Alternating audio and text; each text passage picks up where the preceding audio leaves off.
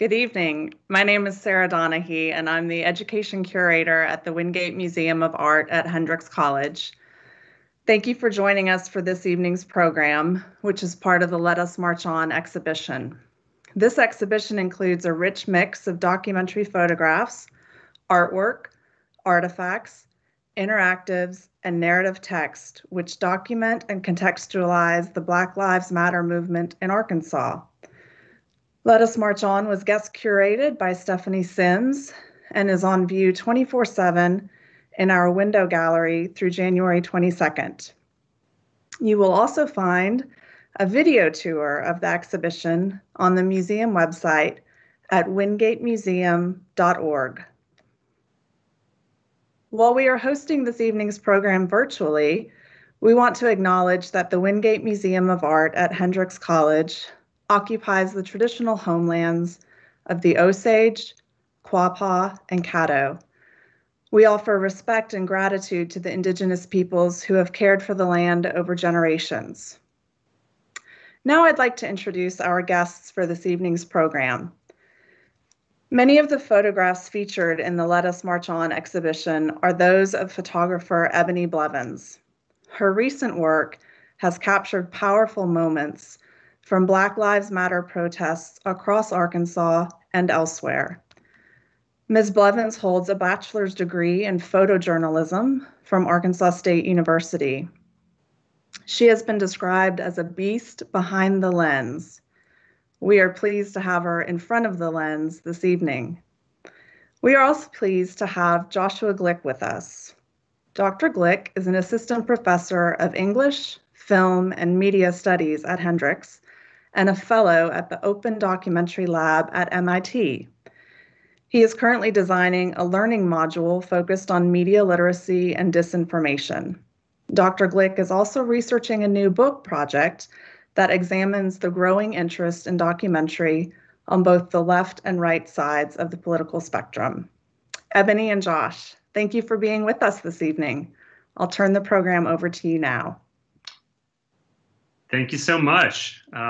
Thanks, Sarah, and thanks everyone at the Wingate for organizing this event. And of course, thank you to Ebony for being here. I'm just going to read a brief kind of introduction that I've prepared a little bit for Ebony, then just sort of pose a couple questions and then dig into the photographs. And we really want tonight to be a kind of dialogue, to hear about a core set of images, but then also to take some questions because we know that a lot of folks are listening in. So Ebony Blevins' active engagement with art really began at age 8.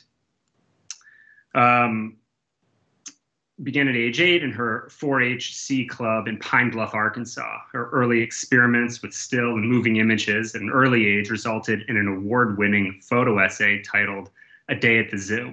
I don't think we're going to see that photo essay tonight, but it's an award-winning early work.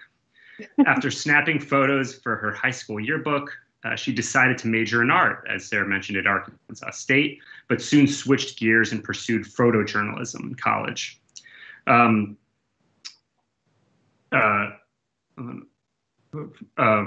in college. Upon graduation, she took a job as a staff photographer with the Arkansas Democratic Gazette and has gone on to collaborate with publications throughout the state, as well as institutions such as the Mosaic Templars Cultural Center. Ebony is deeply interested in the aesthetics, ethics, and social purpose of photography, experimenting with different formats as well as genres, such as portraiture and movement imagery. In the current wave of global social justice protests surrounding Black Lives Matter, Ebony has been tirelessly documenting the efforts of organizers and everyday citizens, putting her feet to the street and capturing struggles in Little Rock, as well as in cities such as Dallas and even Portland. Reflecting on the meaning and longevity of photography, Blevins passionately states, "What I love most about photography is the ability to create a record of briefly occurring moments that can be viewed and revisited forever, or at least as long as the files can be accessed and the prints last. Through these frozen moments, I capture the essence of the person I'm photographing. My hope is that the subject sees a side that they may not realize is being revealed, helping them to share their story with the world. Ebony exhibits her work widely, which brings us to tonight. As Sarah mentioned, Ebony is an integral part of the exhibition, Let Us March On, located right here on Hendrix's campus in the Window Gallery at the Wingate Museum of Art. So we're really fortunate to speak tonight with Ebony.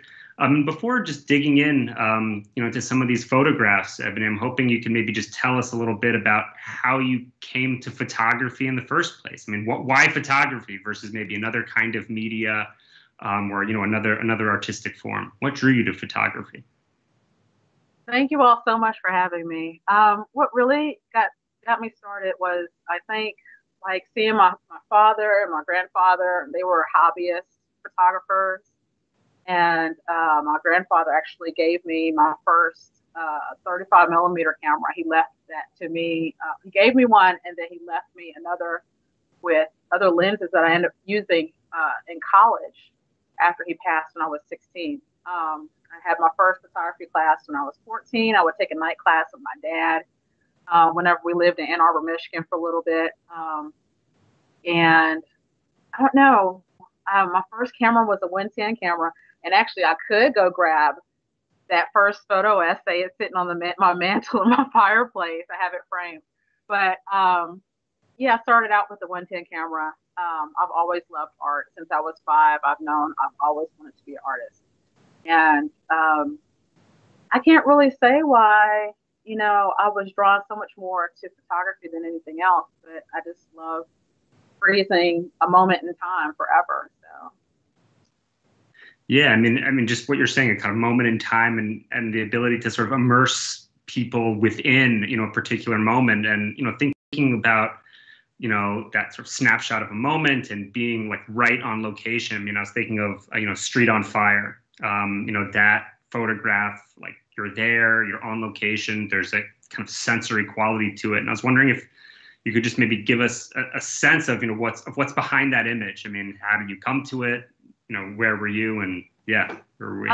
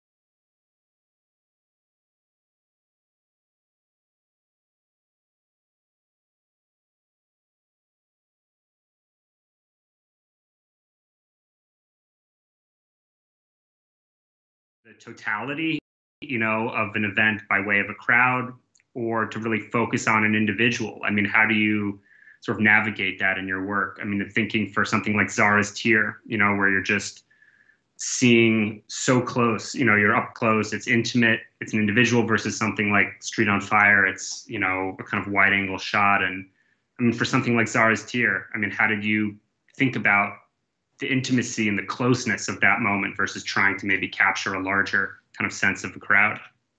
Yeah, whenever I go to, this is actually how I handle any event, is I try to do lots of wide shots and lots of detail shots. And I just try to have a good balance of each. And then I just try to find meaningful things that convey the emotion of that event, so that even if I'm shooting one of the few weddings that I shoot now, because I hardly ever shoot, I try to shoot subtle details that people don't think that I capture, and they go back to their pictures like, oh God, you took me right back to that day. And so I handle my protest photography and things that my photojournalism in the same way. Is I do lots of wide shots to capture the overall environment, and then find certain details that are interesting to me and try to compose them in a way to make it interesting for other people to see in the pictures afterwards. And then I'll see shots that I missed, and I'm just like, oh my gosh, I hate that I missed that. Yeah. I mean, so for a moment, like, for Zara's Tear, I mean, are you with the subject for a while? I mean, are you watching? Walk us through the process a little bit, if that's okay. I mean, I don't want to, reveal any secrets here, but yeah. No, for that image, I was actually really shooting the lady with the megaphone, because she was speaking about her son being shot and killed by, I think, Little Rock police. And Zaria happened to be next to her and in tears. And then I just was capturing images. And then I went back. I didn't see it until after I went back through my photos and saw that she was actually crying. I didn't see that while I was shooting. I didn't notice that she was in tears until afterwards. So with that, I was really focusing on the mom. If you see the other pictures that are surrounding this image, I was focusing more on the mother that was speaking to Wolf. But the Zaria became the focus of the shot whenever the bullhorn, I can't speak right now of all times that I can't speak, but the bullhorn covered the mother's face, and it put the focus on Zaria. Yeah. So she's actually she was one of the organizers for the. And I mean, it's, I appreciate what you're saying of, maybe you originally, you have one idea of what you're going to shoot, and then you're sort of present, with the action as it's unfolding, and maybe the focus shifts. I mean, do your subjects, either in that shot or maybe even, something like Osiris or, one of the other images, are the people that you're photographing, I mean, how aware are they of you? I mean, in terms of your presence, are you making eye contact at a certain point? Do they know you're there? Yes, they know I'm there. Usually they know I'm there because I'm right there in their face. Because, I mean, the lenses that I use are like 50 millimeter, or I shoot with, if I'm 5 shots, my 17 to 50. It's nothing really, extravagant with my lenses now. But yeah, I'm pretty close with the people. I usually end up making eye contact with them. Sometimes I may ask them to pose. Like I think with Osiris, he may have dropped his hand. I told him, "Can you put your hand back up again so I can capture that shot?" And I may have restaged that one, but I'm not. Yeah. So, but yeah, sometimes they are aware of me, and sometimes they aren't. It depends on what all is going on around me as well.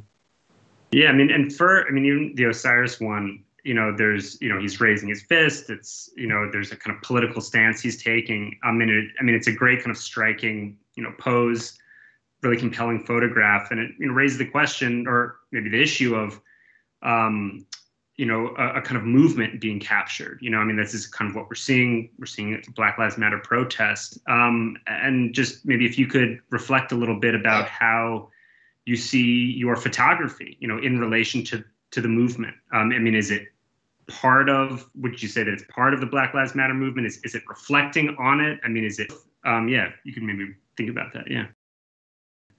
Me, when the protests first started, I knew that I had to get out and document at very least the story for the Arkansas protesters. I knew I could handle telling the story of the Black Lives Matter protest. Very. Then I started expanding a little bit more to other cities, as I could, but still really just focused on Arkansas protests. And so, like with the Osiris image that day, protesters were blocking Broadway in downtown Little Rock, and about 10 or 15 protesters were carried off by the police. He just happened to he was there to help support, the ones that were really active in that action. He helped that thing go well for these protests. And so he needs to be included in the story. Now, my perspective, is I still see myself as neutral, but I have a dog in the fight because I'm Black. I mean, I have no choice. But I'm also part of the movement as well as a storyteller, because I'm the one here to share my perspective of what I see going on for future generations to look back and see. Mm. And so I've felt responsible as a photojournalist in that aspect, documenting as much as I can, as many times as I can get out. I was so tired and burnt out, every day getting out to document. Some of the people you photograph, were they able to see the images that you're capturing, right after you take them at a later date? I imagine, that, they're powerful images, and I'm just sort of curious in how they circulate, in those sort of days and weeks after you shoot. Right. So a lot of my pictures haven't been posted. I still haven't gone through a lot of my images. Some of the people, I do show the pictures on the spot, even if whether I know them or not. I think like with father and son, with the For My Future. For My Future. Yeah. I had to look up the list of the titles. I think I may have shown them, the picture in the camera, and then I'll usually give people my card, my business card. If they want to get, prints at a later date, or if they want to see them online, then I'll share that with them. I do need to put more pictures up from what I've documented. Just working on some things. Yeah, even just in the discussion before this event, you mentioned that you're sort of have taken upwards of 50,000 photographs, and I'm still kind of spinning and trying to get my head around that. But have you sort of thought about maybe creating a kind of archive or a kind of display, or just right now perhaps you're just so kind of in the moment, just trying to document, trying to sort of cover a certain geography and just keep up with the rate of activity? But it's an astounding amount, so it seems like it would be right for a kind of archive at some point. Right. Well, I'm working on developing an exhibition or two. Had spoken with Barbara Hearn over at Pyramid and Hearn Fine Art, and to plan some things in the near future.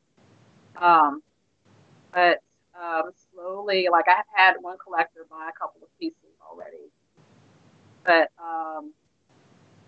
slowly starting to get prints out there. I want to do some in cyanotype as well, because I do cyanotype photography, printing as well. Some things are going to be limited in that as well. But yeah, I'll just lost my train of thought. No, it's okay. You know what? I think I embed 3 or 4 questions in every single question I ask, so it's okay. Yeah, it's an astounding amount of images, but I think what you say makes total sense. That right now, you're trying to document, you're trying to distribute, and to exhibit the work, and the way in which the sort of totality of photographs might be shaped is perhaps a question for a later date. Early on in our chat right now, you sort of mentioned that you have an interest in sort of black and white and the kind of shades of sort of dark and light. I think color came up in one or there's some color imagery in the Athena Sinclair, which is very vibrant and sort of resplendent image. But I'm just sort of curious to hear you talk maybe a little bit more about just working in black and white and maybe what that affords or what that kind of allows your photography, and those moments where perhaps you do sort of shoot in color. I'm interested to know about those too. But maybe just to start with the kind of the black and white question and an image like Resist, Persist, which is just so striking and in black and white to see those shades. Yeah, I go back to my roots in college. I mean, I used to do black and white photography, develop it in the darkroom, by hand in college. I miss the darkroom experience. I miss film. I still have film cameras. Every now and then I may take one out and shoot. I need to develop the black and white film that I do have. I have the chemistry, but I just need to go back to that process. But I love that black and white, as opposed to color, allows you to focus more on what's going on in the image, just the subject matter itself. And it seems a little bit more serious, more classic, I guess. I mean, that's the easy way to describe it. But it with color, it can be a distraction at times because, one little thing with a little bit of color here will catch your eye as opposed to, if the action's over here, if there's like this one spot of red in another part, then it'll draw your attention. And so black and white allows you to focus on the subject matter of the image itself. Now, the Athena Sinclair that day, I could not make those black and white because that was the day the drag queens came out and were protesting. There was supposed to be a Trump birthday party on the state Capitol lawn, which they ended up canceling. So many drag queens came out. Oh, it was so awesome for that. And so I'm like, I have to leave those in color. Or even the one with Shamex at the George Floyd mural. My mind is but I had to have that in color as well because I mean it's street art, murals. They're in color. They need to be in color. I have the mural.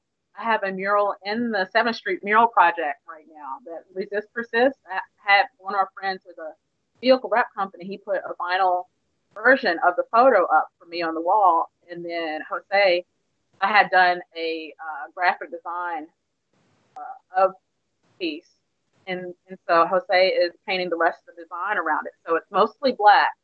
The image is black and white, and then there's gold around the image at the 7th Street mural project. And so that's it's not complete yet, but it's pretty close to being finished. And from what I've heard, a lot of people have been taking a lot of pictures around it. So I need to at least label it, saying that I shot it and that Jose did the art around it as well. Yeah, and I appreciate you sort of saying that, it sounds like when you do shoot in color, there's like a real, urgency and necessity, to shoot in color in that moment for that image. It's not just like, oh, well, we see the world and, through these colors, and that's, it sounds like realism for you is often in that kind of black and white, sort of tonal photography. And you mentioned that some of that has to do with your training and your education. And so it's a nice segue into, if, your influences. Are there particular photographers that have shaped, your eye, artists, perhaps, beyond photography? Yeah, some of my favorite photographers are Ray De Carava. He was an amazing street photographer. He did a book with Langston Hughes called The Paper of Life. Hard to find, but it's out there. Also, Gordon Parks, of course. Another one of my mentors that I actually know is Jamal Shabazz. He is in New York and had started documenting the hip hop images and just images all around New York from the 70s. And I got a chance to meet him in 2000, and I'm still stay in contact with him. See him on like VH1 specials about hip hop and stuff like that in the history. Ansel Adams, of course.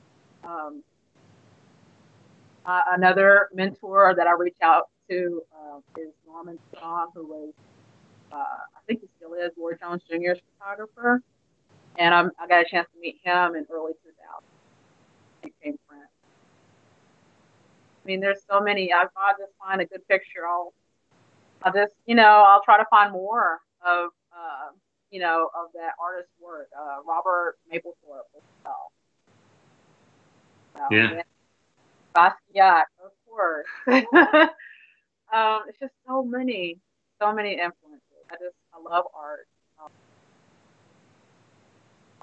Yeah, no, and it seems like from the names you're referencing, the people you've come in contact with it's this sort of intersection between sort of protest photography, a kind of street photography of everyday life, and then like landscape imagery or portraiture. So it's I mean you're definitely in good company with the folks you named. And I was also thinking of some of that SNCC sort of photography from the early '60s, sort of captured in the moment in protest. I mean, through a lot of your photography in recent months, I mean, are you coming into contact with new people? I mean, would you say there's a kind of community of photographers, sort of, people doing local work that you're connecting with and, forming a kind of community? Well, not necessarily a community, but I mean, I've run into some media folks that, like my friend Andre over at the Heat magazine, or Leslie, last name. She's a photographer that I met. Her last name just totally left me. She is a photographer that shoots for Wire Service Zynga, and I met her whenever I went up to Zinc for that protest in Zinc, Arkansas. And we've become great friends after that. And she still shoots. She'll go out and shoot protests. She'll go out. She's gone out to the hurricanes recently, and a lot of her hurricane pictures were used worldwide from through the Wire Service, which I think is amazing. Other photographers around, I'm friends with a lot of photographers around, but I didn't see a whole lot of them out at the protest. And when I do see them, I'm always going out to speaking to them. So it's not like an issue or anything, but I wish I could have seen more of my photography friends out there, but I know that they don't necessarily have the flexibility, as a freelancer that I have. Everybody else has regular jobs, but I'm just out here on my own right now. So. Yeah, no, but I mean, good thing that you are, I mean, out there, taking photographs. I think we have a recent question in the chat. We can just ask it right now. Someone's asking if you'll be covering the inauguration in January.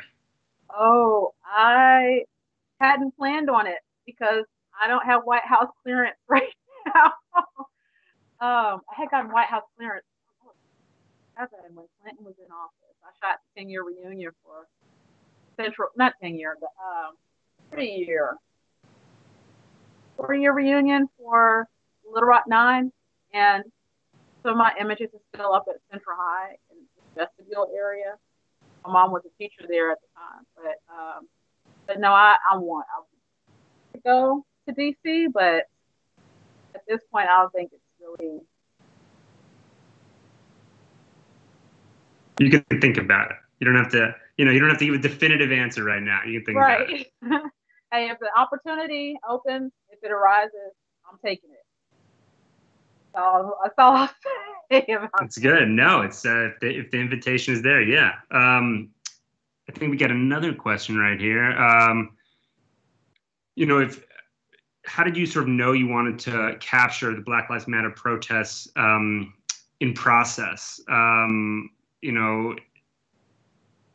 on, I'm looking at these questions in real time right here. And maybe, your interest in doing this kind of movement photography for Black Lives Matter. I mean, are there other sort of, related movements or other kinds of protest activity that you're considering capturing or considering documenting?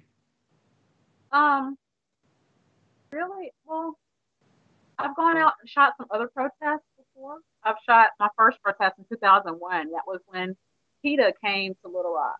And at the time I was working at the Democrat Gazette, but I wasn't shooting that for. I worked separately from the main photographer. But I shot my first protest in 2001. They were protesting around the Stevens building.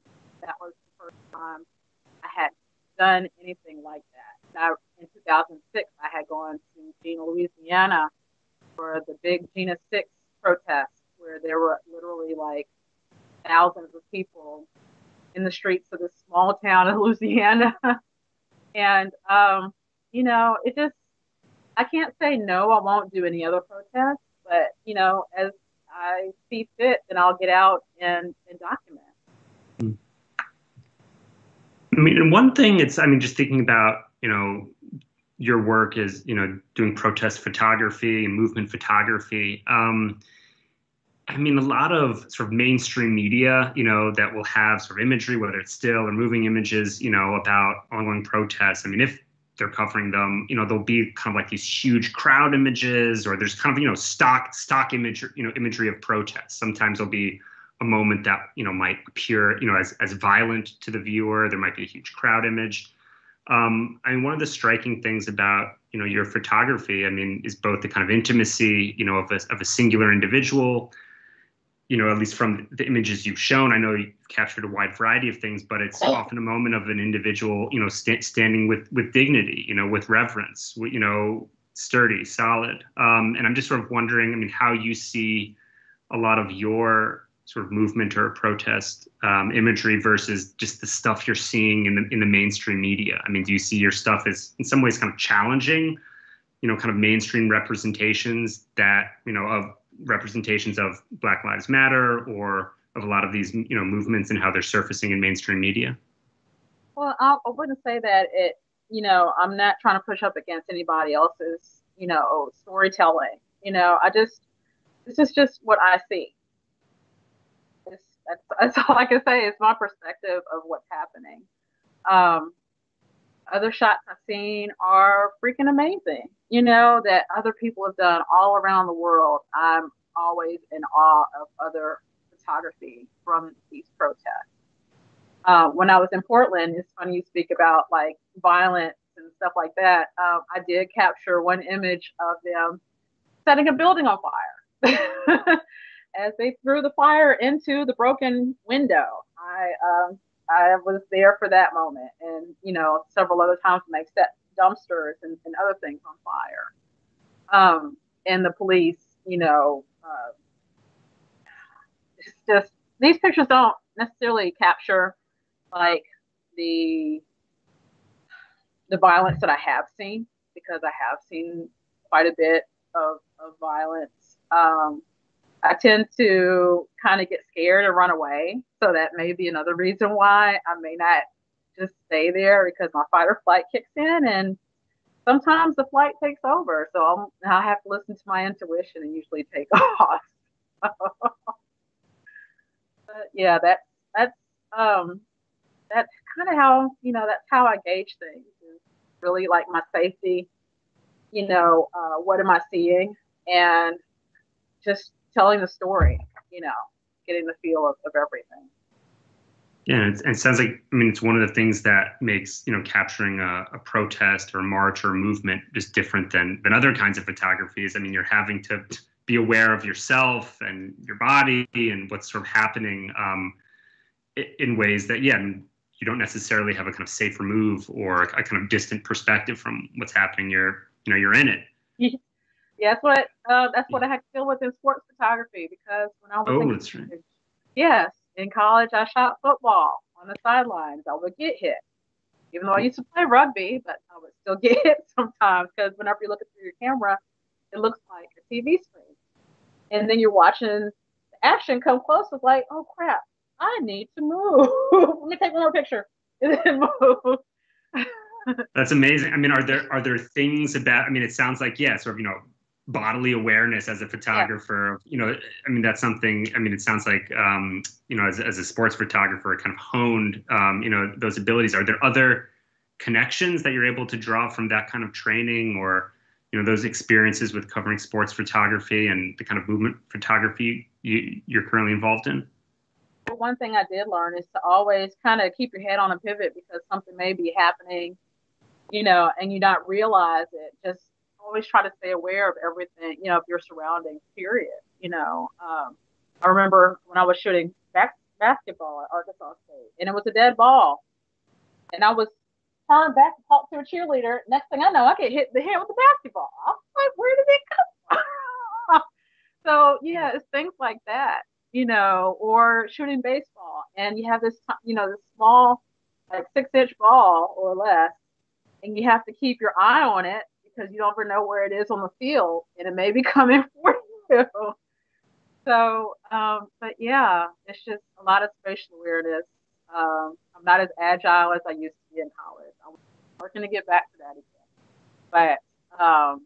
But yeah, I can still pick up my feet and move quickly if I need to. I mean, and it sounds like, I mean, it's a tiring day. I mean, you're not just on your feet, but you're, as you mentioned, sort of, awareness 360 all the time. And just, there's, a kind of, mental weight of just the kind of gravity of the things you're covering and the heaviness of the situation. I mean, one question's coming in right here. What do you do to just decompress, or to, at the end of the day or the end of the week? I mean, you've shot tons of images. You've been really part of a kind of protest that's happening. I mean, what does that end of the day or end of the week look like for you? Oh, wine. Fair enough. But yeah, stiff drink something. But really, I just kind of go into hermit mode, and people are always like, "You're always out and about everywhere. I always see you everywhere." I'm like, no, most of the time I'm at home. It's just me and my dog. So, I just, I'm seeming like I'm an extrovert, but I'm really an introvert. I can only take people for so long, and then I have to go into my turtle shell, Yeah, that's really what I do. I need to go back. I used to box and use that to help decompress as well. But yeah, what I do, I just kind of go to exclude myself from people. I mean, and have you ever been, another question's coming in. I mean, have you ever been the subject of other, of other photographs, of people sort of taking photographs of you, or photographs of you taking photographs? I mean, has that ever happened? Yeah, actually, whenever the first time we did that, I was 14. Me and my dad took a picture of each other. So I have a picture of him holding the camera. He has a picture of me holding the camera. And my dad passed away in December of last year. But I still cherish that set of pictures. Sorry to hear that. He was, one of my main inspirations in getting into photography. And I lost my train of thought yet again. What was the question? Oh, it was just, I mean, do other folks ever take photos of you, in the protests and sort of your movement work? I mean, are you ever the subject of photographs, just on your own, or kind of action shots of you, taking photographs? I mean, are those things ever, surfacing in images? My friends will be fun. They'll crack jokes with me talking about, I got a picture of you working. Oh, I got a picture of you. You're always behind the camera. Finally, the photographer gets a picture taken. I'll take pictures. But yeah, sometimes my photographer friends will take pictures of me, or other random friends with their phones, as well, will take pictures of me while I'm shooting, while I'm not paying attention and things like that. And they'll show me the picture later, like, here you go. Like, hey. No, I think it would be a good exhibition in and of itself. Blevins at work, and it's just, sort of images of you of you on the scene. I mean, I'm just sort of thinking about the array of images that you selected for tonight. It's such a breadth of activity of Black Lives Matter protests in Little Rock and elsewhere. One thing you capture is, sort of allies, white allies on the scene. And I'm just curious, for some of these images, silence equals violence, or, I mean, just sort of your thoughts on covering maybe allies that are part of these protests, and just that kind of breadth of activity. I mean, that's the part of the story, and why this movement now is so huge. It's because of the the growth of, the white ally in the movement, because the Black Lives Matter started in 2014, and it wasn't as big because it wasn't as much. There wasn't as much support from white allies. When now you have these younger, most of these, I don't want to say kids, but they are kids because I'm older than I look. But a lot of these kids now, back in 2014, that was just 6 years ago. And so if they're like 20, if they're 20 now, they were 14. So they were seeing these things on the news as teenagers. And then it may have inspired them to, that may have been like the little seed that was implanted in their mind to make a difference later on or try to help in some way. Or after they see George Floyd getting killed or any of the other, Breonna Taylor or Sandra Bland or any of the other news stories that have broken, it touched their heart for them to become a support. And, with that, I know that they're part of the story, so I have to include them in my documenting. Have folks, who have appeared in your photographs, when maybe that image is, seen in a newspaper or circulating online or through social media, have people contacted you? Have people sort of, has that, sort of given way to a kind of dialogue? I'm just curious how people, I know you talked a little bit about this in the beginning, but just how folks who have appeared in your photographs, how, what have they said basically? If that in fact has happened. It has. Like Cena Sinclair in that one image, she or he actually goes by he, whenever he's not dressed up. He actually went to Hendrix the other day to see the picture of him in drag, and he was so appreciative of me capturing those images of him and the drag queen friends. And usually the people are very grateful in capturing their images. And as I take the images, I'll say, "Oh, it's awesome! Oh, this is a dope picture." And then the people don't really believe me until I actually show them. And I'll have to turn my camera around and show them, "Hey, this is a really awesome shot." And they're like, "Oh my God, you're so right. How did you do that?" And I'm just like, "This is what I do." Just that acknowledgement of, of what I'm doing. And you've mentioned also that, a lot of your photography, it captures a moment, it captures a feeling, an experience. Do you also see your work as, for particular images, could be For My Future or Osiris?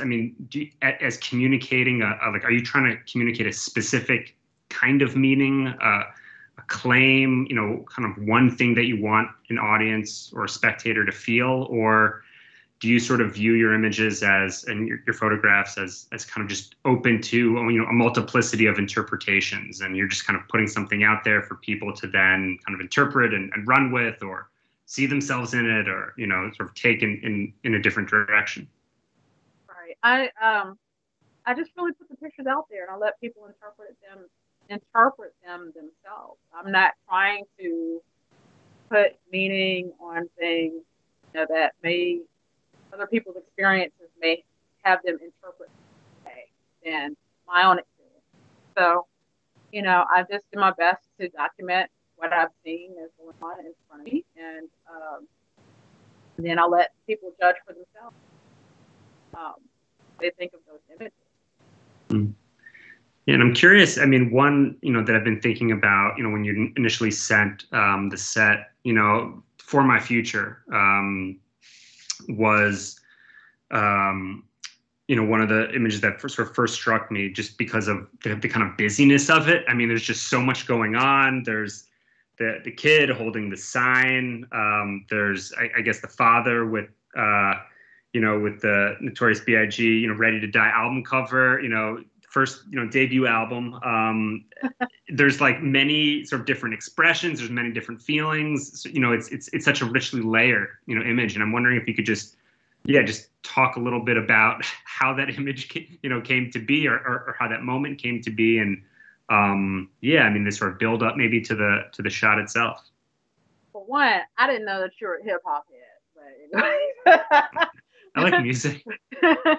but anyway, that image just happened because I was going up and down, the people as they were marching, the group of people as they were marching, and I was like, oh, I need to get that. I think, I also think like generations, like, okay, father and son, father and daughter, people with their kids. It's a moment in time that child isn't going to be that size, you know, week from now. They change. Children change.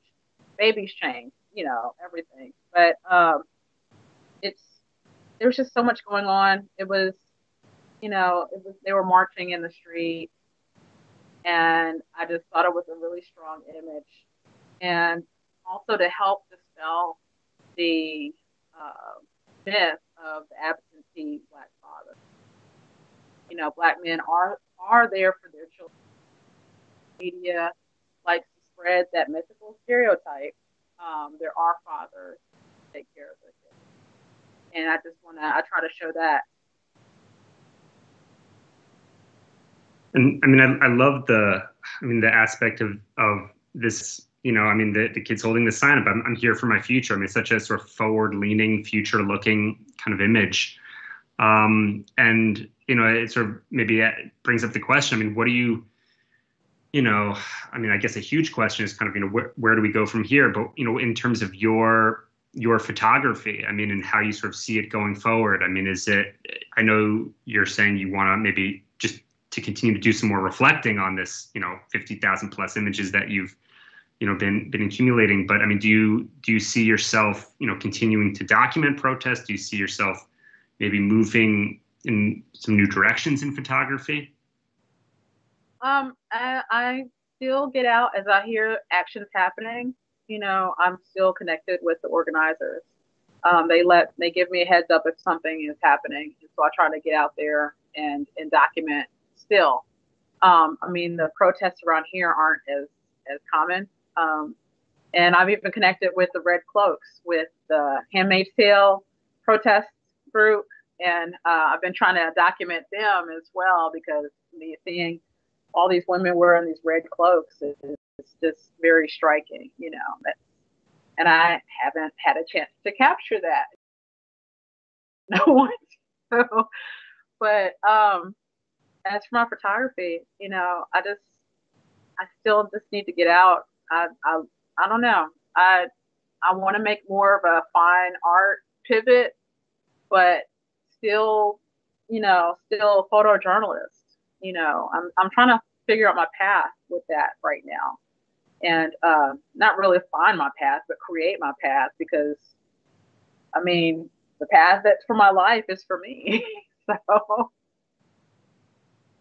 And I mean, I'll just ask it. I mean, I'm a film guy, so I gotta, I have to ask you about some moving images. But I mean, a lot of your photographs, they're again sort of a singular individual. Sometimes they're striking a pose, sometimes they're not. But I mean, at the same time, I see such narrative kind of in these, singular images. I mean, within the frame, I mean, I get a sense of there's a before, I mean, there's a kind of movement, there's a backstory to the image, there's a sense of maybe where that individual is moving, or what they're involved in. And then just from simulation of your images, I mean, there's probably a kind of narrative of the day or of the week, or, of the summer, that sort of rises to the surface from what you've shot. And so I'm curious, I mean, have you thought about, I don't know, making a film? I mean, have you thought about doing kind of, photo series as a kind of narrative sequencing? Have you thought sort of in ways about your art, beyond the kind of singular image? No, actually, I hadn't thought about like doing a film, because I know that there were other filmmakers out there, documenting through video events from the protests as well. But I'm still working out how I'm going to get these images out, whether it's just exhibitions or anything else like that, or maybe a documentary on me documenting the protest. I'm not sure. I haven't worked out the options for that quite yet. But I mean, hey, I'm open. I'm open to any ideas that may arise. So I'm not closing myself. Yeah, I mean, of course, no pressure. I had to ask because I'm a film guy, but I mean, the quality of so many of your photographs that just kind of slow the eye down. There's a kind of slow looking, which in the era of, the endless scroll, on your phone or whatever, I mean, it's just a kind of intervention in the way that we are sort of used to media just kind of washing over us. And so, yeah, I mean, definitely, no pressure to move into the realm of moving images. I mean, thinking about some of these, photographs like, I don't know, Leo, Ally, or again, Osiris or Sarah's Tear. I mean, there is, an emphasis on the youth, on younger folks in a lot of your photography. I mean, I know it was, a range of people out there, but there is, that sort of, emphasis on youth. And I'm curious, what advice you might have to younger photographers, younger artists out there, maybe thinking of, I don't know, getting started. I mean, what advice might you have for them, or, things that perhaps they should be aware of or know about? Well, the advice that I got from my first photography class when I was 14 is take lots of pictures. And back then, I was shooting film, so it was a little bit more limited. And so it's so much easier now with digital, along with being able to see the pictures instantly and not having to wait to develop film and the prints, on your own, through a lab or anything else like that. But take lots of pictures. Take YouTube videos, or watch YouTube videos on technique, especially the basics of composition and law of thirds and basic, photography techniques. And take careful notes and then practice it. Practice what you've learned in those videos and figure out what you want to learn, what is giving you problems. If you're having like motion blur from something and you can't try to figure out why, why your picture's blurry, or, figure out what problems that you want to solve, with your technique, and then figure that out, work that out, and then start to use that regularly, those techniques regularly, to help build your portfolio of photographic techniques.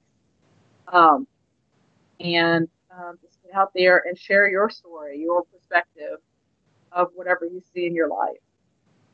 Not even just protests. I mean, it could be anything else that you think is important to you.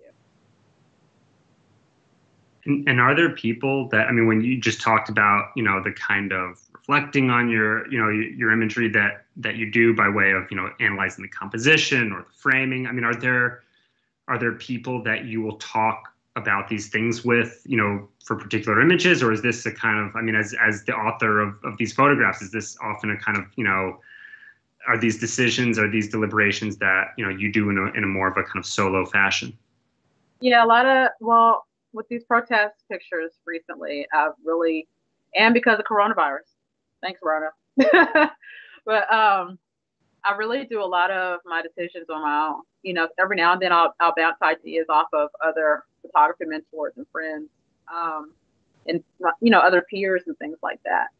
But I make a lot of the decisions on which images are going to be posted, or if I want to enter into exhibition, then I will bounce ideas off my peers, like, hey, what do you think of this image? Do you think this image or this image is stronger for me to enter into this contest or to submit for this exhibition? And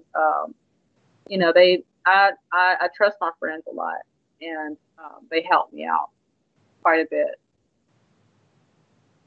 No, I mean, community is definitely important for artists. I mean, and this is, might sound like a big question, but it's okay. We're getting to the end of the hour, so I feel more emboldened to ask the bigger, borderline abstract questions. But I mean, again, a lot of your images, even some of the early ones we were talking about, like Street on Fire, something like that. It's it's really a kind of photograph that's at the intersection of, art and social protest. And, your work really speaks to the kind of centrality of art and photography in this moment. I'm just curious, this moment.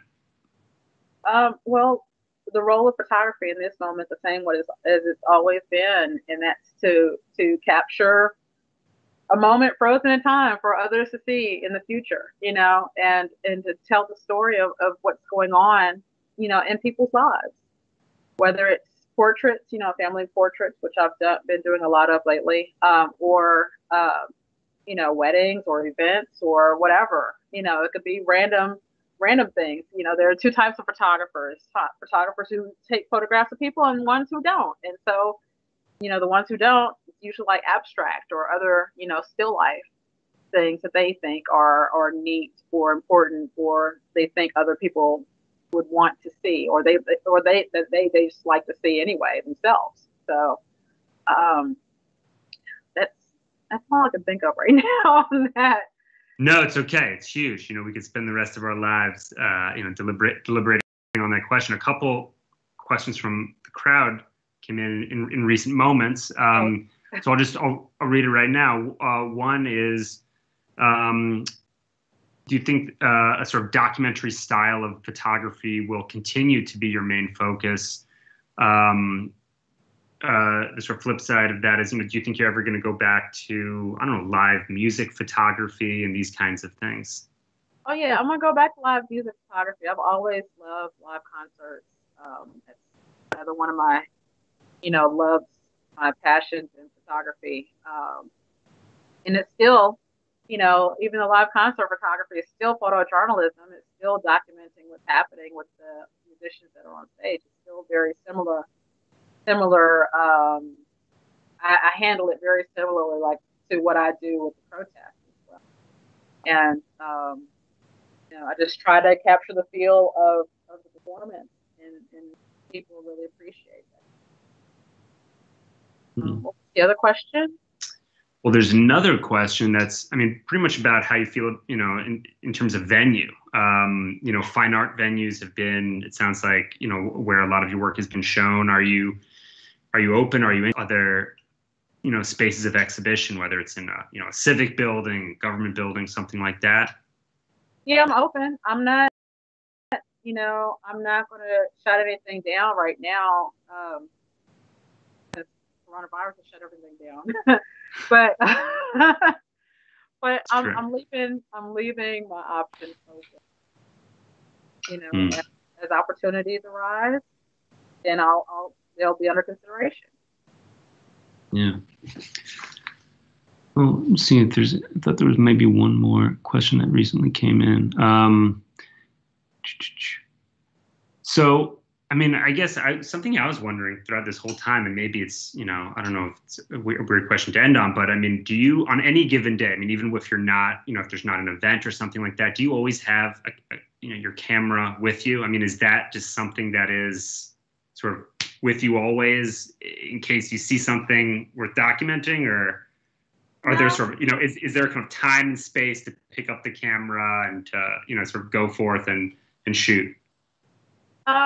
Most of the time, there is a time and space that, I'll have my camera with me. I don't always have it with me, but I always have my phone so that, if there is something I want to capture, then I can always use my phone as well. I can still shoot raw images with my cell phone. But I do need to, that just reminds me that I do need to start carrying my film camera just around with me and documenting things as I go, throughout life, so I can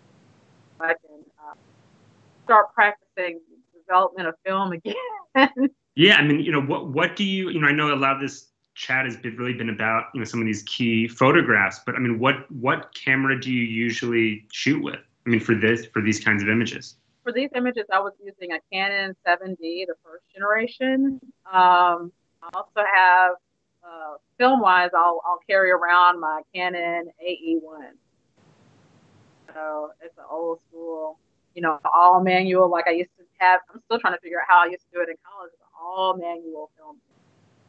Loading and everything, I had to load all of it by hand. Like, I can't remember how I used to do that. No, but it gave you a sort of a sense of the process. Yeah. I think, I mean, I'm sure it, may have slowed some things down, but, the attention to detail and deliberation, I think, really shines through in your photographs today. So I think it had a net positive impact.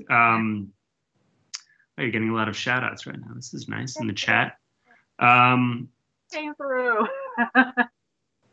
Yeah, I think, we're right about at that hour. But, thank you so much for sharing these photographs, for being part of this, really extraordinary exhibition, and just kind of doing what you do in Little Rock, and elsewhere. And, really the state and the country, is really just sort of benefiting from, this incredible, artful craft of documenting, sharing, distributing, these really powerful images. So thank you so much. It's really been a pleasure for me to sit, to learn a lot about your photography, and folks will have a chance to see it at the Window Gallery, Hendricks, Wingate Museum. Check it out. Encourage everybody to. I don't know. Is there a way to follow you on social media, anything like that? I don't know, anything you wanted to throw into the chat? If not, no worries. Yeah, you can follow me on Instagram at Miss Camera Lady. That's MSCAMERALADY. Also on Facebook, my main Facebook fan page is photographybymisskameralady.com. And my website is misscameralady.com. That's MS, not MIS. But that's how you can see my work. Thank you. Fantastic. Thank you so much for this awesome conversation experience. I really do appreciate it. And I appreciate everybody at Hendricks College for adding, including me in the exhibition. Great. Thank you so much. All right. I think we'll sign off there.